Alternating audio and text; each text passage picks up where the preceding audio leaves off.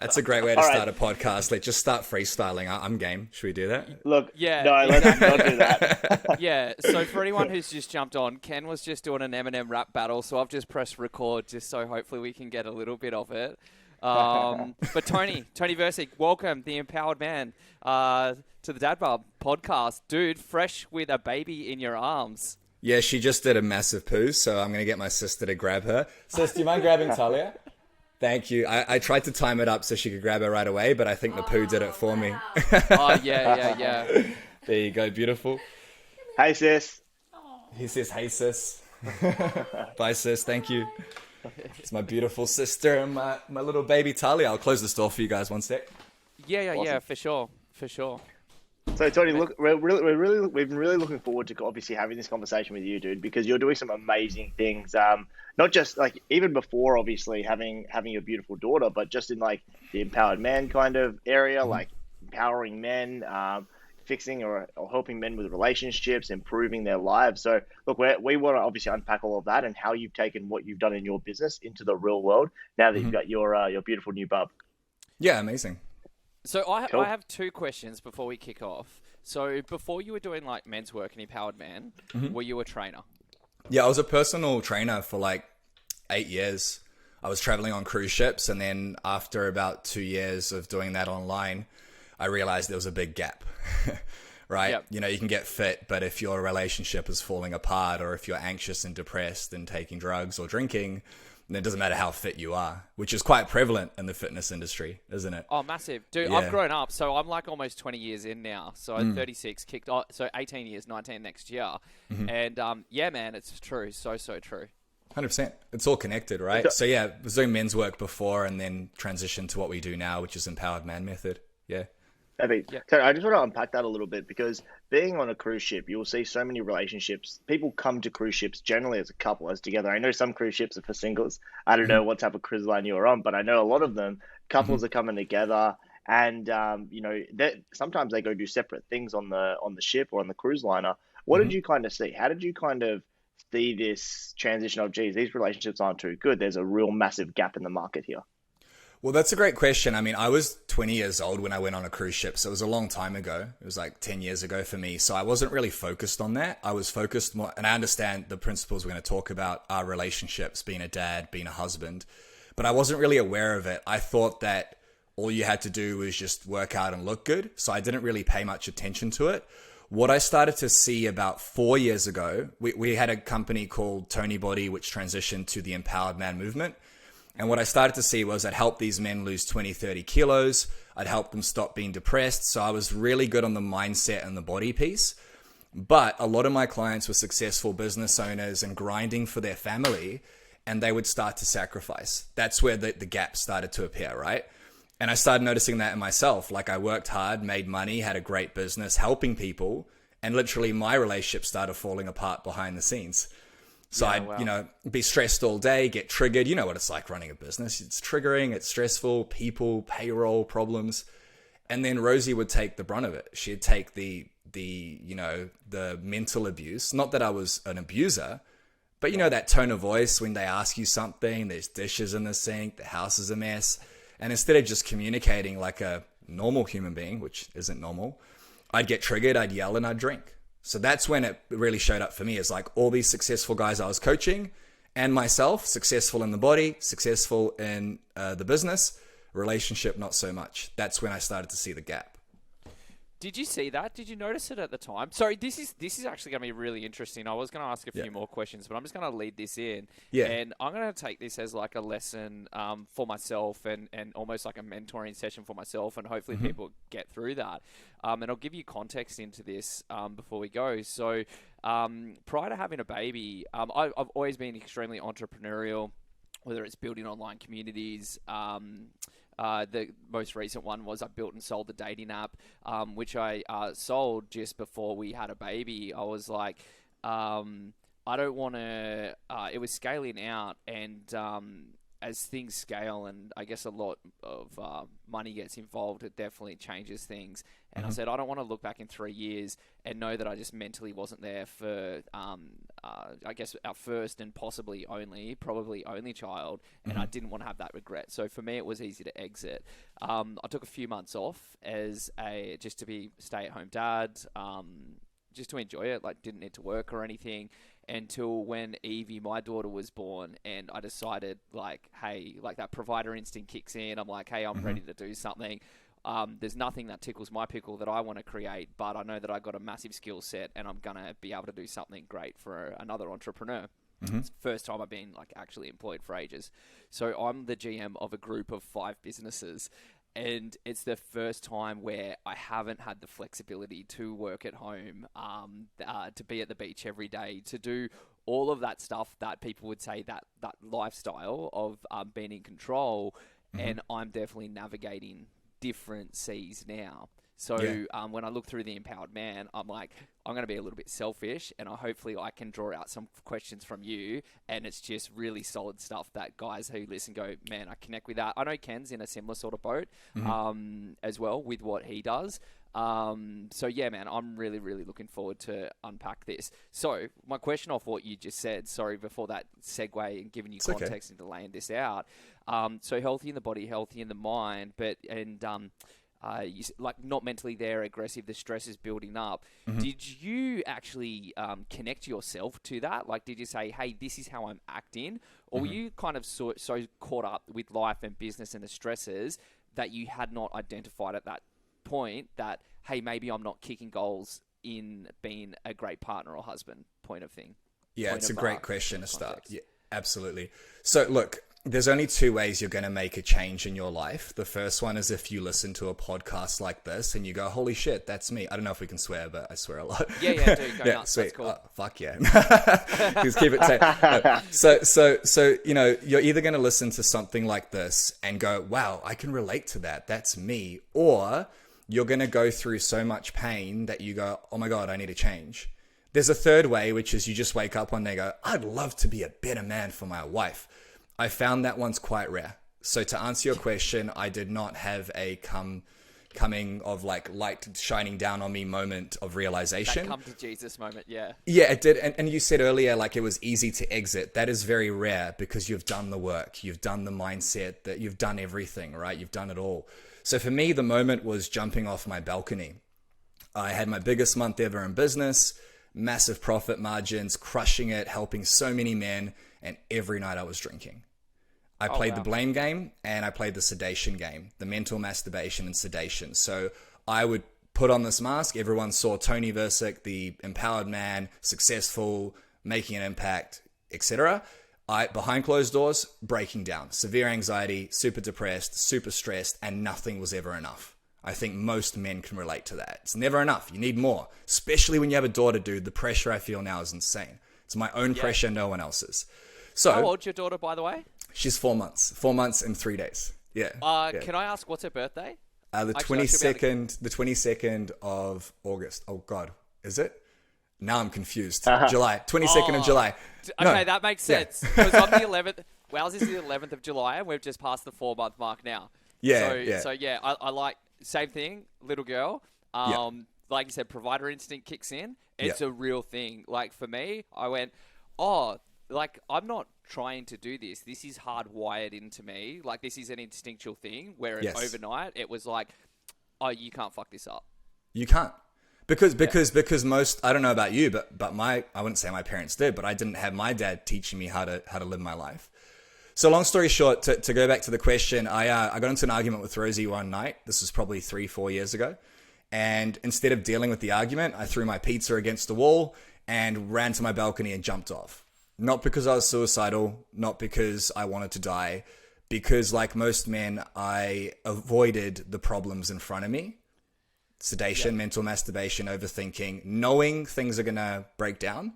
But I buried my head in the sand and I swept things under the rug. So I jumped off the balcony, and the next day, my beautiful wife, Rosie, she just looked at me with like pity in her eyes and love. It was like this loving pity. And I knew then and there that I would lose her if I didn't change. Just like I lost my first marriage to my ex, that broke me completely. And I'm like, I teach this stuff. What am I doing here? And that set off a chain of events, which became the Empowered Man Method, which has now brought us to a place where we're better than ever, intimate, happy, healthy. And hence now we teach that to others. But it was a massive amount of pain that caused me to change. And it was the idea of what's the cost of inaction here? As I'm like getting wheeled to the hospital with my swollen ankle, just going, if I don't change this, will I have a wife? Will I have children? Nah. So what? That's super deep there, Tony, because I think a lot of men can relate with that. I mean, not jumping off a balcony. I think that's the next level, right? And like I'm glad you came back and circled back to that. It's like as you're walking to the hospital, as you're being driven to the hospital with your swollen ankle, because I was just about to ask. Man, you've just completely digressed from that story. What happened? How high was the balcony? Right? It was a 2-story balcony, and I was so drunk that I was limp. So it sounds a lot worse than it was, but it was enough to like I could have died easily if I had fallen the wrong way. But I was pretty limp from all the alcohol. So it's interesting with the alcohol and the fitness side of things as well. So I don't drink, but I was actually the same growing up.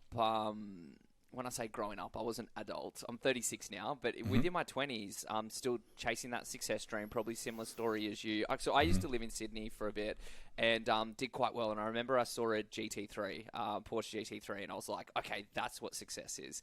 So in my mind, I just always had that Wolf of Wall Street, Jordan Belfort, this is, party like that, all that sort of stuff. And also had a relationship breakdown when I was in my mid-20s. And so like what you said, just broke me for years. And I was always still a fitness person. Like I've grown up in the industry. I was always a fitness person. I identified myself as a fitness person, but I would binge drink in isolation because I'd had to deal with these issues and I didn't have friends or family around because I lived on the other side of the country. And it wasn't until years later that I'd kind of stop and then you'd think you're okay and you'd fall back in a hole and these same sort of processes. And it wasn't until I started exploring psychedelics and plant medicines that it actually showed me why I did it. And like that Band-Aid that people talk about, because you don't see it at the time. And I never identified myself as that person, which is why I would kind of ask you the same things. But once I realized, there was triggers in your life that for you were traumatic. For maybe other people, they didn't think so. But for me, they were traumatic things that I dealt with in isolation. And I clearly saw, you did that because you were hurting. And most people would have had the same reaction in the same shoes. So you could, I forgave myself for it through these, I guess, ceremony experiences. And it's funny because it just came off overnight. And I just never had the inclination to ever do it again because I was able to forgive myself. And I wasn't a bad person for, what happened. So yeah, it's a similar sort of parallel through here. So yeah, man, definitely keen to hear more through your journey. Yeah, so Tony, I have to ask Tony, right? Because Brendo's kind of just given us some insight into his life, right, and how he gained perception and perspective of maybe where he was kind of falling short in his ideal of success, and that was through ceremonial experiences.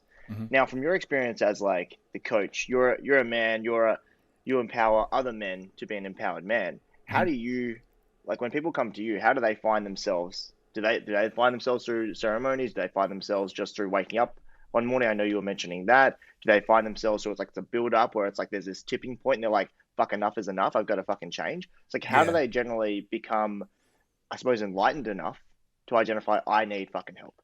Well, I want to give the listeners some strategies, like some things they can take away from today to ultimately change their life forever, the trajectory.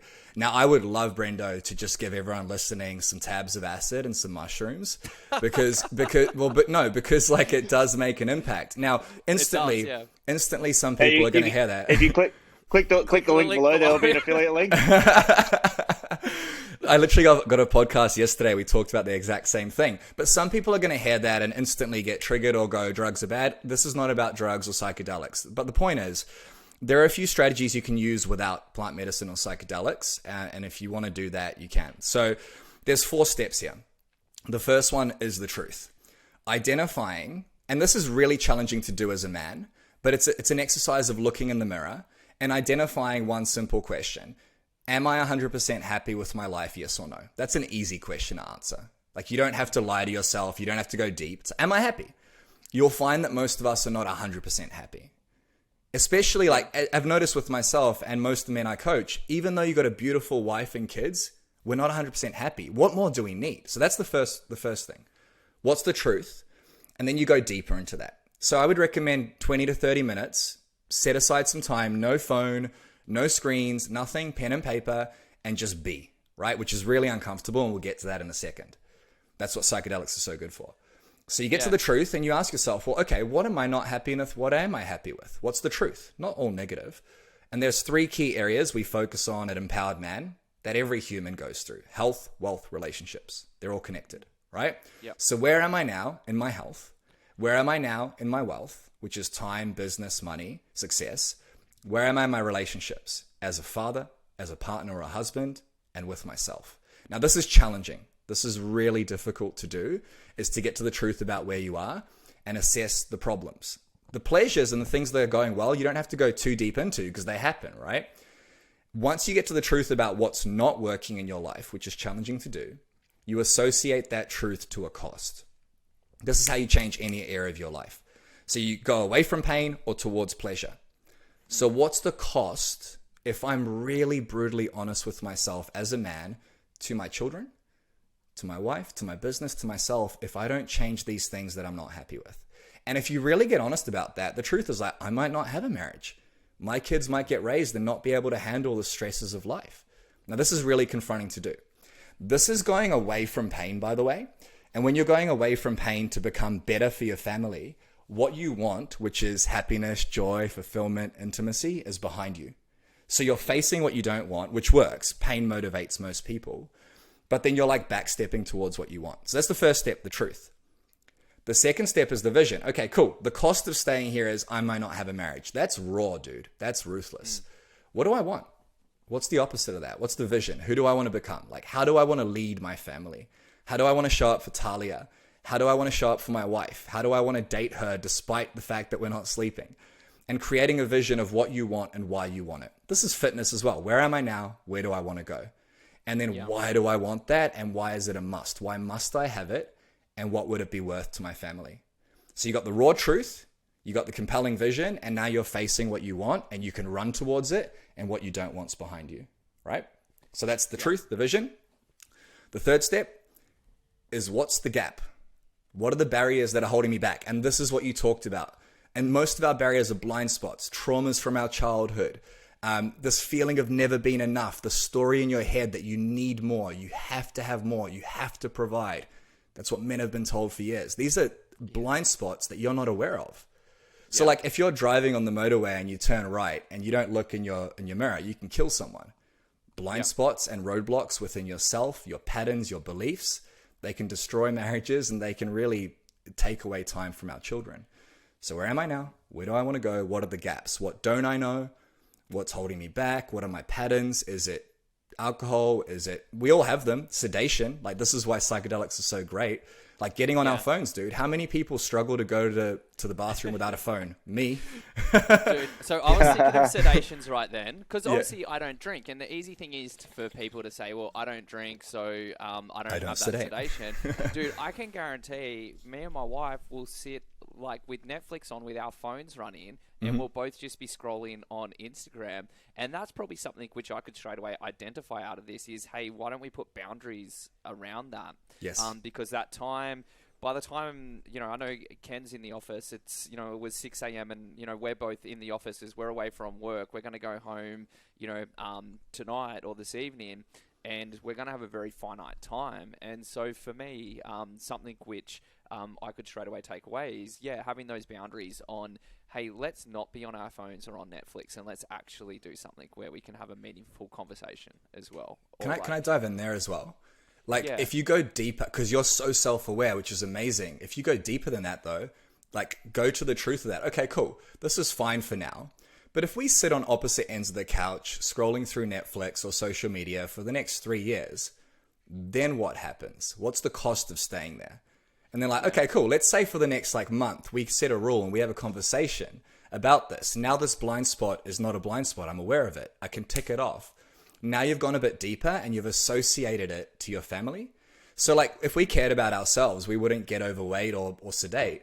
But now you associate it to your daughter or to your partner or your wife, and you go, what would that do for them? So now you've got pain and pleasure. So now you've got two forces to go away from and to be pulled towards. Does that make sense?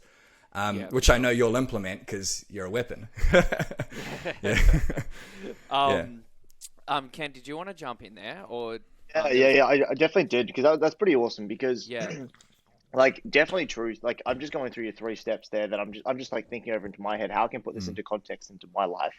And truth is a massive thing. I think I remember speaking to my father-in-law, and I'm circling this back to business just for a second. And he said the best way to grow any business is just to spend 1 day a week, lock yourself in a room with a pad and pen, no technology, for 8 hours a day on just 1 day of the week, and write down all the problems that you face this week and how you're going to fix it. If you become self-aware of the problems that are arising in your business, that's the best way to first come up with a solution to those problems. See, most people just put the blinkers on, or put the mask on, and don't look at the truth. And when I think about that to my life, it's like you said, spend 20 to 30 minutes. How many people spend 20 to 30 minutes reflecting on their life? Not many people. No. Right? We all talk about journals. We all talk about manifestation. We all talk about looking at the person in the mirror. Right? I think Michael Jackson wrote a song about the man in the mirror years ago. Right? But none of us, like a lot of people anyway, who aren't self-aware, don't self-reflect. And so that to me is just so massively important. And that's something that I'm just going to implement right away. I know Kristen, my partner, like just last night, hope this isn't too raw for her. Just last night, she found out, we can always edit this out if it's too raw. Just last night, we found out that she could potentially have rheumatoid arthritis, which is a debilitating condition. And so I'm talking her through it, and I'm trying to stay positive on the matter. And my mum calls up, and my mum finds out. My mum's a nurse, and she said, oh my God, it's so bad. It's so debilitating. Mum's seen so many cases. Mum can't see my wife on the other side of the phone. She's not as visually aware as what I am. She can only hear Kristen's voice, and Kristen's like, yep, totally understand. Mum's like talking about like how it's like a cancer. It can plague your whole body. It's going to break down all your your state of being able to kind of lift your son, Nate, our son, Nate, do the things that you want to do. And I can just see my wife just about to break down into tears. And it's like, all I was trying to do is trying to be as supportive as I possibly can. But like the truth is, and I don't know why I was kind of going down this tangent, but I suppose the truth is like, if we can just self-reflect in terms of how we can then plan to be parents if this condition is even true. Right? We haven't even got the diagnosis from the rheumatologist yet, but it's like, if we can just be truth to ourselves, like if this occurs, how can we then plan for the best life together regardless of the condition? And like, what is rheumatoid arthritis? How does that actually even affect Kristen's life? Can we make things still awesome? I'm sure we can. Well, of course you can, but this is what you're doing right now is you're self-reflecting and you're finding a solution to a perceived problem.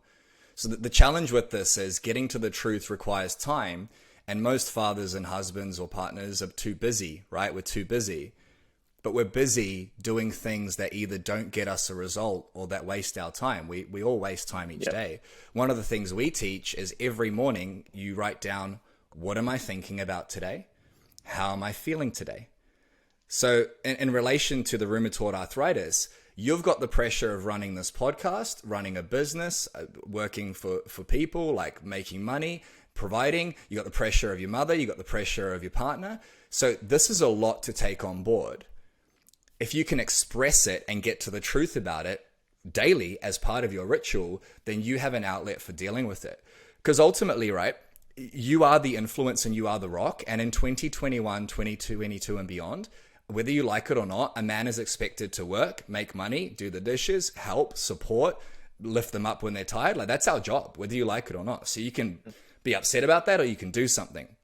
As a caveat to that, as modern day men, there are 4 things we can control: our thoughts, feelings, actions, and reactions. You can't control your mother, and you can't control your partner, and you can't control your kids. You can influence them. So how do you influence? You become better at getting to the truth about your thoughts, feelings, actions, and reactions, creating a vision of how you want to think, feel, act, and react, removing what's in the way, and then becoming a better version of yourself. Does that make sense? So that's what you're doing right now. That's what reflection is, I got a couple of questions as well, just like with how you structure your life, too, Tony. So, are you obviously you run men's group, and Yep. you do help men. Do you participate in your own men's circle or men's group for you to be able to vent and I guess have a way for you to be able to express yourself in a safe environment? That's a great question. I don't. I personally utilize my personal network. So I've got a good friend, Cameron, who I connect with most days. And I've got a personal mindset coach who I brain dump on twice a week. Yep. To be honest with you, I think it's extremely important to have that. Everyone should have a coach and everyone should have a community. For me, my community of men, we coach, for anyone wondering, we coach high performance men, business owners, husbands and fathers. And my community that I coach is my outlet. So I will go live or I will share what's going on for me. Like Yep. Rosie said to me a few weeks ago, am I going to have to raise this baby on my own? And then she started crying. Wow. And cool. Yeah. that was a slap in the face, but she's right, because I've been so busy helping men that I've neglected my wife. I said we'd continue date night every week. It's been 4 months without a date night, right? So I went live in my group and I shared. I'm like, look, guys, this is what I went through today. And all these men are like, dude, I can relate. Thank you for sharing. And it's like, I know. That's Dude, I can relate to what you're saying. It's like the same times. We always had our regular date night with no family here. So, she takes most of it. I'm away most of the day. Yeah. And it's go back in and you go back in and there's breastfeeding problems. There's different things. There's lots of tears. There's lots of stuff for them to overcome. Mm-hmm. Now, before we actually went live, I think whilst I was fixing up my audio, I caught the end of you saying something where you said, I think that your wife takes care of the night shifts with the baby. Yes. I might have got this wrong. Yes. Now I ask because I have when our baby was born and I was going back to work and it's a high level job where I knew that I had to mentally be there. Mm-hmm.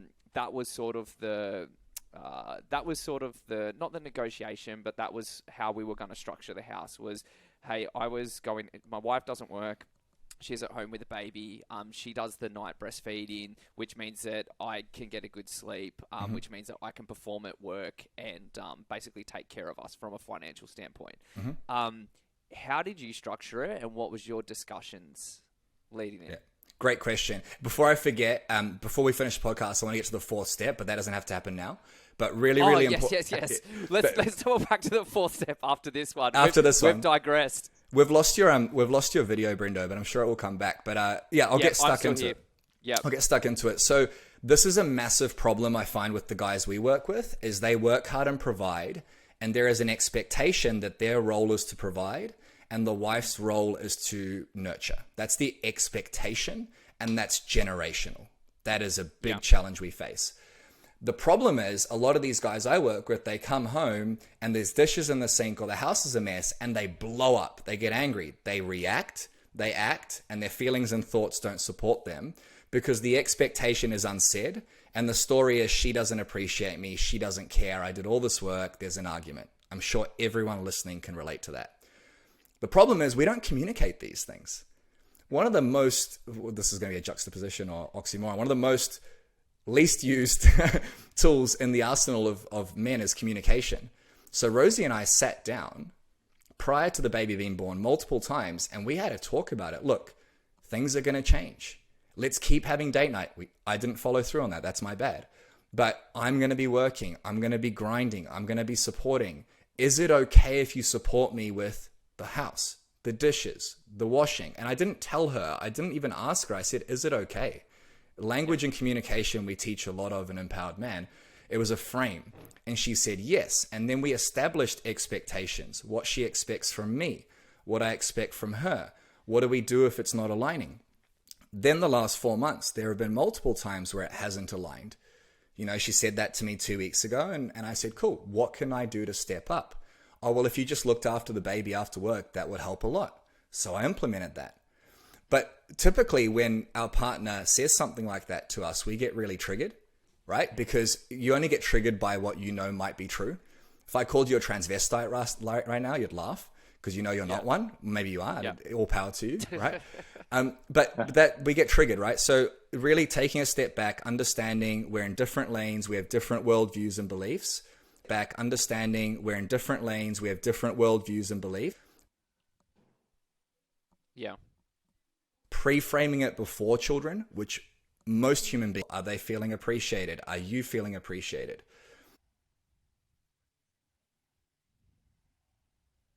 Rosie said to me the other day, which she hasn't done in a long time, I'm proud of you. And I wanted to break down crying, right? So just having these conversations and being able to communicate effectively, which I have found personally, so many successful men struggle with.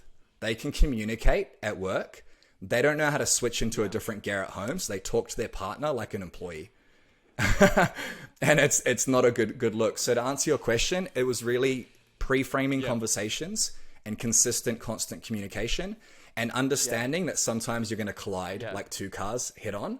Collision creates connection. Can I ask you that? You can have connection being in two separate lanes. Do you ever go home and speak to Kristen like she's an employee? Because I gotta say, if I'm in like boss mode, like GM mode, sometimes I'll go home and it'll just be but I'm pretty good. Like when I say I'm pretty good, I'm good at transitioning and I'm very empathetic at home and very good at connecting and just.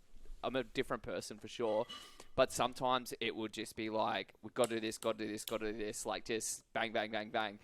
And I'm like, oh, okay, I'm probably still got that hat on at the moment a bit.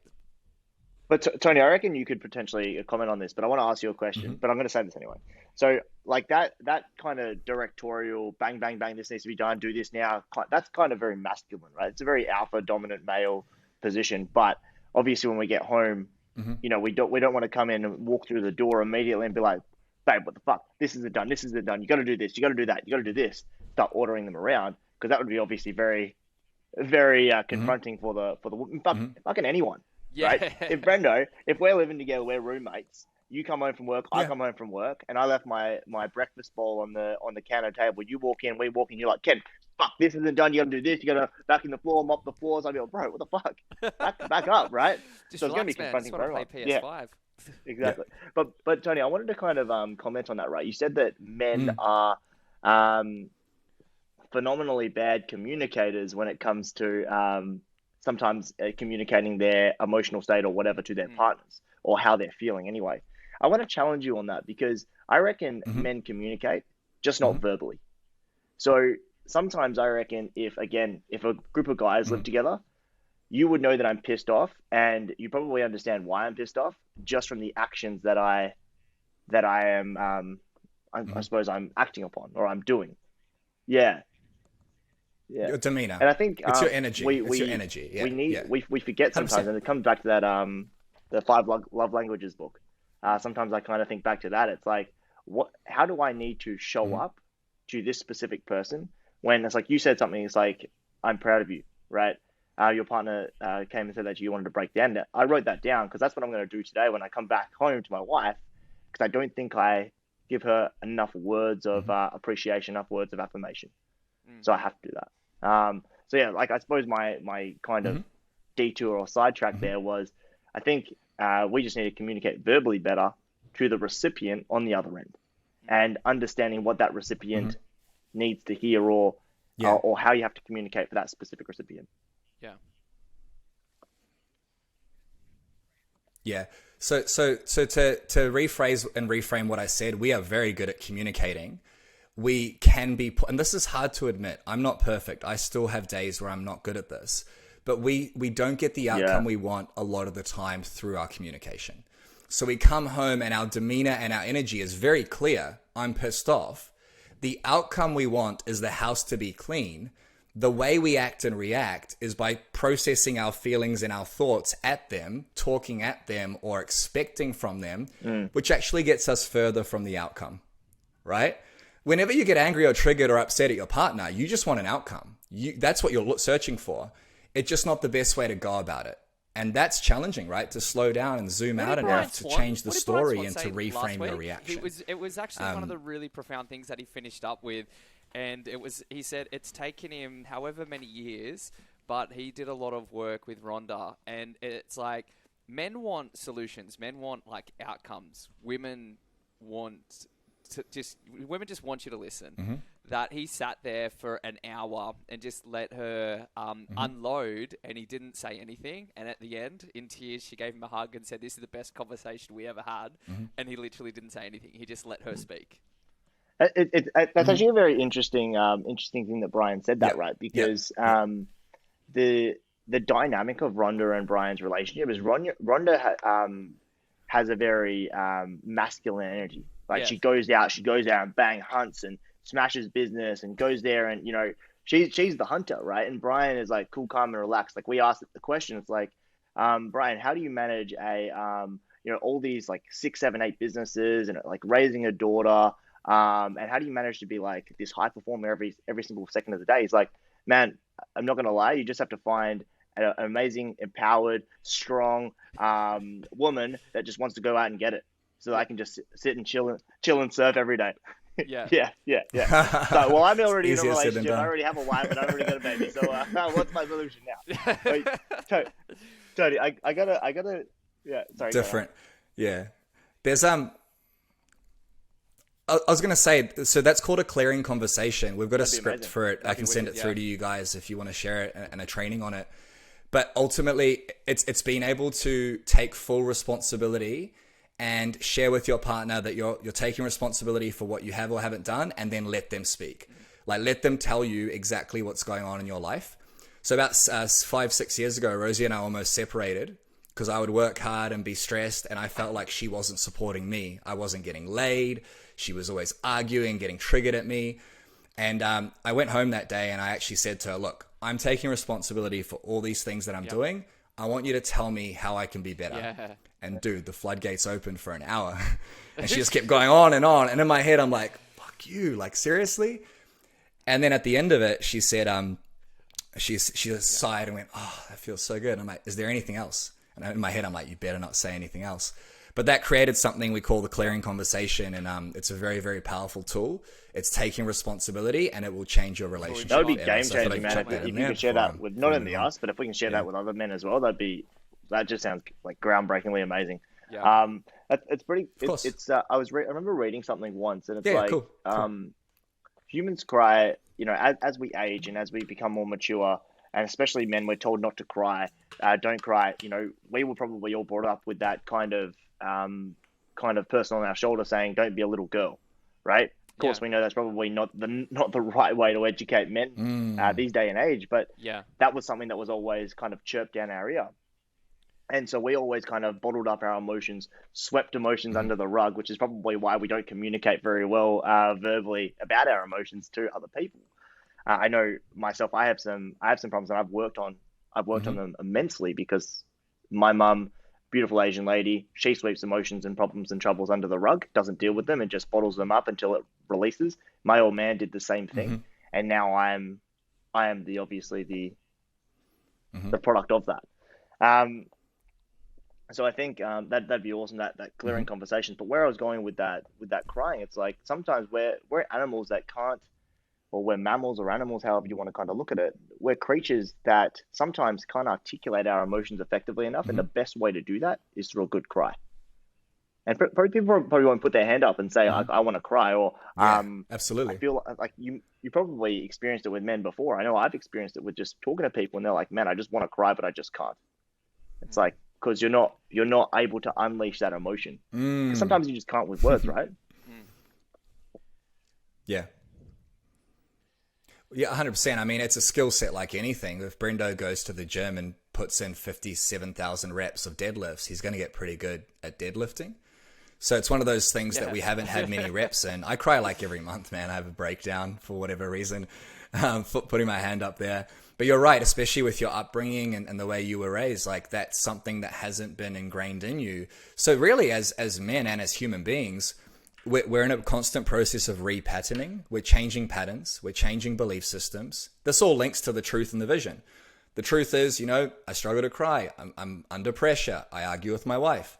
The visions, I want to be intimate. I want to be able to express myself and not wear a mask. The roadblock is, I've been raised by my parents. I have beliefs that it's not masculine. And then that ties into the fourth step, which is, what are we going to do about it? What's the plan? Right? And that's how simple it is to change any area of your life. Most of our guys, man, fix their marriage. We coach guys whose marriages are falling apart. Amazing. They fix it in like 2 to 4 weeks.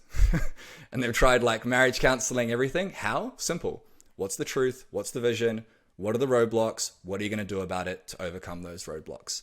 And when you do that, it's pretty powerful. You rewire the way you think. You rewire the story around crying. You rewire the story around coming home and ordering. You rewire the story around what success is. Success is a double-edged sword, man. It will cut you if you're not careful.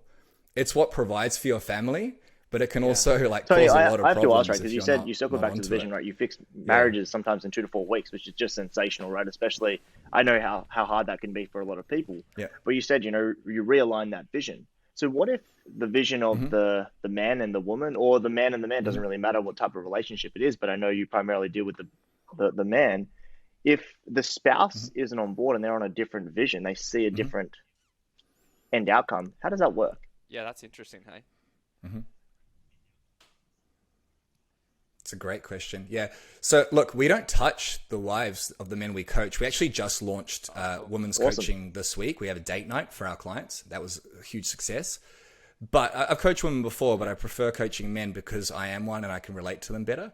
But we don't touch the vision of the couple right away. What we do is we help the man be happier, learn how to switch off, change the narrative and the story that's holding him back, shift negative beliefs and patterns, get into a good routine, process thoughts and feelings.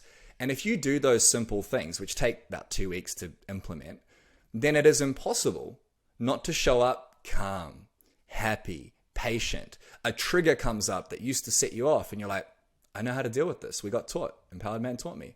So what happens is your partner starts to see that, and it is impossible.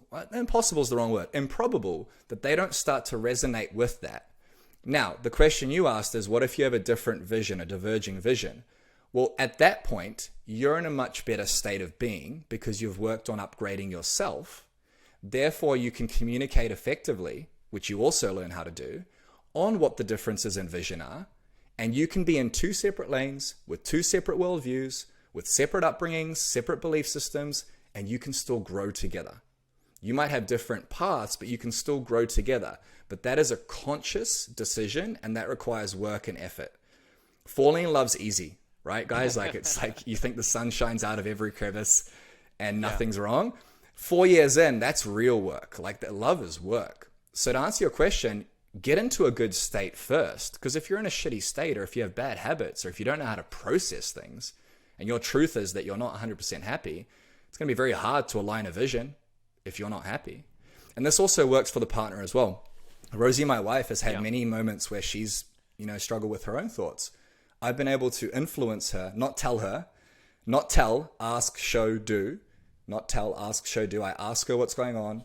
I show her a better path. I don't force her, and then I do it myself, and that influences her towards my vision. Does that make sense? With that then too. It's a bit of a roundabout answer, but we're actually each other's competition in the industry, and she was always. Everyone thought it was a joke when we got together, because we sold competing products, but always very ambitious. And obviously, this is a new journey for her, where not taking a backseat, but she got some help with it, and the conversation stemmed around, you've got to stop.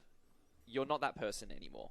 Like, that stuff that you did 5 years ago, that's not who you are anymore. So you've got to stop reflecting back to that. Like, this is who you are now, and you've really got to step into that. So obviously there's a lot of transitions, and Ken, I know Kristen will be going through them as well. So Toni, with your wife, how... obviously things would come up. I think there's no point in saying that it doesn't, because I think that we can all say that women are going to go through emotionally a lot.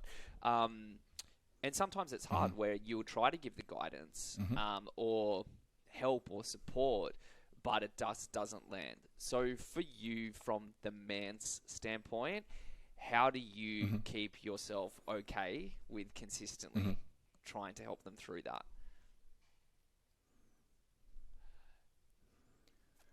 That's such a great question. Yeah. I am a fixer. I try to fix people. Sometimes people don't want to be fixed. They just want to be heard. So a big transition for me, and this is only recent, has been able to hear my wife. And despite knowing the right answer for her, and despite knowing that she gets to let that version of herself go, I think it's dangerous saying you're not or you are, because when we identify with an identity, identities are fluid. They change all the time, right? So I know the answer for her. I know I can get her out of that state of being depressed or anxious or upset about bubs. I have the exact answer, but I don't tell her, because as soon as I tell her human nature is Yeah. to defend when we feel attacked. And you've all experienced this. Like you have the exact answer. They know it's right. They know it will help them. But because they feel attacked, that's on them, not you. They defend, they put a shield up, and they won't hear it. So that's where the principle of ask, show, do comes from. Ask them. How are you feeling? I'm fine. Okay? Let's dive into that a bit better. That's triggering. It's like, I get it, babe, but I know you. I know something's up. What's going on?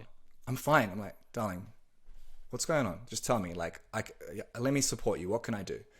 Yeah. And this is what happened last night. Rosie's like, I just feel low. Okay, cool. So show her I understand. What I've heard you say is this. Show, and then today, I'll do whatever I can to lift her energy up. Yeah. Now she's going to be a lot more receptive to take my advice. Second thing here, this is game changing. It changed my life, is daily deposits, right? So think about your partner and your children and yourself, but your partner and your children as a bank, right? If you go to a bank and you try to withdraw $10,000 and you've got $3 in that bank, they're going to say, sorry, you don't have enough money. Or you might even go into overdraft. So if you're trying to withdraw from your partner by influencing them, by making their life better, because you're a coach, you guys are empowered men, you help, you're a fixer, you do, but their balance is empty, they're not going to listen to you. So if you can make a daily deposit of words of affirmation, if you're not familiar with the love languages, the listeners, there's words of affirmation, which is saying something nice to them, quality time, spending time with them, being present, acts of service, doing something for them, flowers is a gift as well, but opening the door, doing something thoughtful. Touch. Gifts. And what was the fifth one? It's completely slipped my mind right now. Yeah. Touch, physical touch, which most men are, right? I find with Rosie and most women, they get aroused and physically want to touch when you fill the other ones.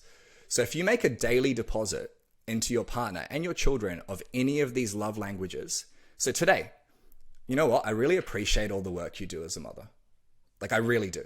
And then the next day, I'm proud of you. And then the next day, here's some flowers. And then the next day, and you do that daily for 365 days, their balance in that bank gets so full that when you offer a suggestion to make their life better, which we want to do as men, they're a lot more receptive to it and they don't feel attacked because they're not empty. When you're in scarcity and lack, and being a mother is fucking hard, man. I didn't realize how hard it was. You guys were there for the births, I'm assuming. Like, you watch them giving birth and you're like, oh my God. And then you watch them raising the kid and you're like, oh my God, this is a full-time job. So they are empty. They are. They're literally empty. They're getting milk sucked out of them. Like, that's insanity. So if you can fill them up and fill their cup, you can influence your loved ones much deeper. And you've got to be really careful that you don't tell them. You can't tell someone what to do, even if they know you're right, unless they've come to you for coaching. That's different. That's so good. We often guys, try to coach I got to second what Tony said there. If you haven't checked out the Love Languages book, you have to do it. I know that's what my wife and I, that was one of the first books we read as a couple together once we were married. It's like, we're married, we already love each other, already been together for so long, but let's truly understand each other. Let's read this book so we have a better understanding on how to kind of navigate this crazy world of being married, which is super cool. Look, I love the act, show, do. I don't know if you call them tenets or whatever, but the strategy, it just sounds so logical, but so illogical in the sense that we just don't do it enough. So I love it. And I think it would be super useful just as a parent as well, right? Like how you show up to raise your children. Now, we don't know this yet because none of our kids are talking. Yeah. I'm sure they're all making noises like ooh, ahs and things like that, but they're not talking yet. But I'm really kind of excited to get into the education side of how to raise the child with rules and things like that. And I think the act, show, or ask, show, do method would be massively powerful. Do you reckon, Tony? Yeah, let's do it. Let's put it into practice. I love this, right? So I don't have a child over 4 months old, but I've coached hundreds of men and they've all been fathers. So I have experience in this despite not experiencing it. Just like you don't have to be overweight to help someone lose weight, right? So I met one of my clients' children at a festival I spoke at. I think he was 8 years old and he was getting bullied, right, at school. And he told me because he opened up to me, but not his father, who was my client. So, in front of his father, a little bit later, I say, do you want to tell your dad about that bully? I told him what to do. I didn't ask. And he goes, no. So his dad's like, what's going on? So instead I go, okay, how can I ask, show, and do? So I asked him, and this is playing the game here with children. They're so receptive. Feelings are stored in your body. We all know that. If you don't know that, just feeling, it's a feeling. It's physical. Thoughts are in your head. So I said, look, when I used to get bullied, I used to feel this anger inside of my chest. It was like this big red ball. Joshy, where do you feel that anger? And he instantly went, in my head. Yeah. Adults, they take a bit more time. That's why psychedelics are good. He's like, in my head. I'm like, what color is it? And he's like, it's red. And I'm like, what does it feel like? He's like, it's hot. And I'm like, man, I used to just go, rah, when I felt anger, and it instantly got rid of it. And the bullies couldn't control me. And I was like, do you want to do it with me? Rah. So I asked what he was feeling, and then I showed him, and then I did it. And he goes, rah. And his dad's going, what the fuck's going on here?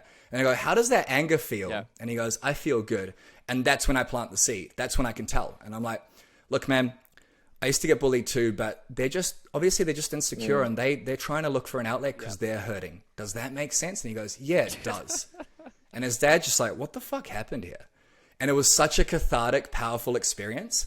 And this is what excites me so much about being a dad. Like when your kid's 2, 3, 4 years old, if you can teach them how to feel into emotions and question thoughts and create stories that empower them, they will be set for life. Like this is why I have coaches and my clients come to me, is because no one taught us this. And this should be taught to every parent and every child, how to control and choose into thoughts, and, feelings, actions, and reactions. So awesome because like if you look, 50 years ago, when our parents were growing up, 60 years ago, some of our parents, it's like there was no access. Like, and if there was access, it was just to the small minority of people. Now anyone can get a fantastic coach. There are so many amazing people out there. And if you can't afford a coach, there's so much available free resources online, right? I'm sure people can just follow your, your gram or your stories, add you on Facebook or whatever, and just get just the free stories, the free things that you give out. Listening to your podcast can take things away and implement things in their life and just make their lives massively better. So how awesome is that? And I have to ask, because obviously we're getting close to the end of our time together now. And one thing I have to ask, right? Because Ask, Show, Do was amazing. And like that was a pretty game-changing thing going through this conversation with you. But I have to ask, right? Will that work on when you ask your partner, what do you want for dinner? Give me the secret sauce. I found from experience the answer to be, I'd find that to be a resounding no. And if you keep asking and you keep getting the answer you don't want, then insanity is doing the same thing and expecting a different outcome. Yes. So maybe you should just make her dinner without asking. That's a podcast and see on if the she show. enjoys it. Tony, that's so cool, man. So we're going to put some resources We could get into that. Show notes for you. Do you want to give yourself a shout out where people can find you? I know you got your Instagram. You've got a group for the guys too. So I'm going to give you the red carpet, bro. Lay it out. Let's go. Yeah, cool. So the best place right now is we have a free Facebook group. It's called Upgrade Your Marriage, Business and Life, The Empowered Man Method. You can find us on Facebook at The Empowered Man Method and on Instagram at The Empowered Man, THE Empowered Man. But I'd love to connect with anyone who's listening. If you have any questions, what I'll give you guys as well is the Clearing Conversation script. So I'll give you the script. I'll give you about a 30-minute training on how to implement it. And we do daily live free coaching in our group. So there's nothing to buy. There's nothing to sell. People basically come and work with us when they get enough value. So that's what we are. We're a value-based company where we help men take their power back. One so, thing about this give us as a well, follow sorry, and jump in the group. We finish up is we're going on a very similar sort of journey. Like there's a lot of parallels in timing. So we get to we're going to be able to catch up in 6 months, 12 months, and it's going to be an evolving process for us. And as we get to be able to build a relationship, I think we're going to be able to share stories with how we're journeying in together along this sort of process. So Tony, from my side, thank you so much. Ken, I know that you were just about to wrap up with something else. Yeah, cool. I was just going to say we're going to drop everything that you guys want to get in the show notes below, so definitely check them out. Go and follow Tony on the Empowered Man on Instagram. Go check out his group, join that group, and believe me, you're going to get so much value. You may as well get your credit cards ready. Look, I got this picture in the background. You might be able to say, that's what you'll be doing for Tony a little bit later. Right? I love it. Such a salesman.